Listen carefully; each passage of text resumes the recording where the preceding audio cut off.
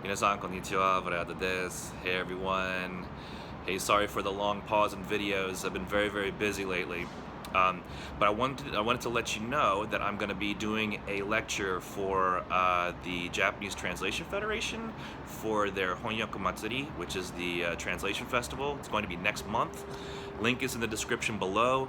And after this video, there's a short video describing what I'm going to talk about. It has to do with AI translation and the impact on patent translators. Another thing I wanted to tell you is I will start posting videos again to this channel.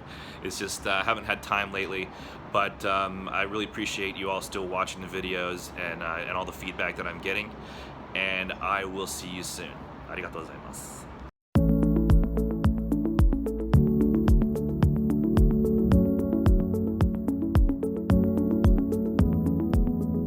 I want to talk about the kind of future of patent translation for human translators. What's happening now that we're moving more towards using AI for translation and also having these human translators kind of train the AI. So what's going to happen to the human translators, right?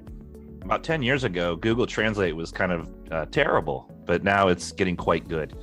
So my goal is to help these translators gain some additional skills for US patent translation, where they can give feedback to the clients and those kind of things that AI cannot do.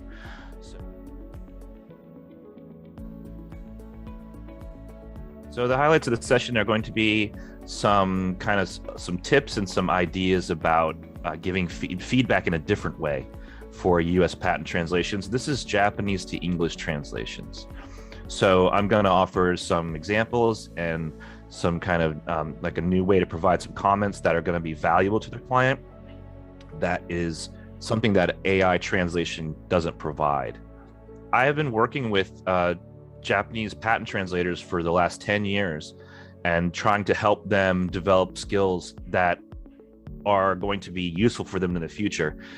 And I'm actually getting a little bit worried about them, and I really want to be able to support them so that they can keep doing well. They can even do better than they have been in the past with new skills.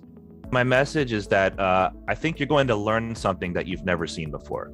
I think my lecture is going to be something that you've never seen before for translators, because it's going to give you some skills about feedback about US patent applications, about how to find English translations that could be a problem for the application, and give good feedback and comments to your client for those things.